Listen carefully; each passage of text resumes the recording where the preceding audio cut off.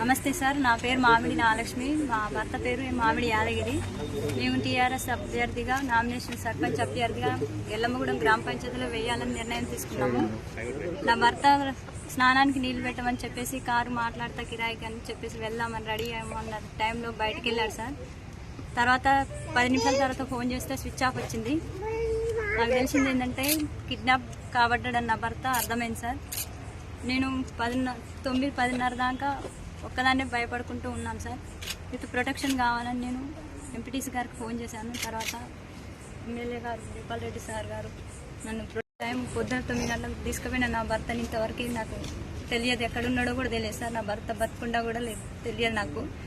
మరి ఇలాంటి పరిస్థితిలో కాంగ్రెస్ వాళ్ళని నేను అనుకుంటున్నాను, బీసీ అభ్యర్థిగా సర్పంచ్గా నేను నామినేషన్ వేయకూడదా? ఒక బీసీ బిడ్డగా నేను నామినేషన్ వేయకూడదా? ప్రజాపాలన రాజ్యం అంటారు. ప్రజాపాలన ఎక్కడుందని నాకు అర్థమవుతుంది.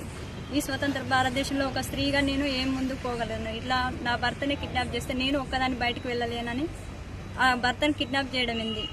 నాకు ఇలాంటి ముందు ఇంకే సమస్యలు ఏమి ఎదురవుతాయో నాకు చాలా భయంగా ఉంది. ప్రచారం ఎలా చేసుకోవాలి నాకు అర్థం కావట్లేదు సార్. నాకు న్యాయం చేకూర్చాలని ఎస్పీ గారి దగ్గరికి వచ్చాను. నాకు సెక్యూరిటీ కల్పించాలి సార్. నాకు ప్రాణహాని భయం ఉంది. నాకు, నా భర్తకు, నా పిల్లలకు సెక్యూరిటీ కల్పించాలి. సార్ ఏమన్నాడు? ఎస్పీ గారు ఏమన్నారు? సెక్యూరిటీ పంపిస్తా అన్నాడు, కల్పిస్తా, రక్షణ కల్పిస్తా అన్నాడు సార్. మీ భర్త గురించి ఏమన్నా?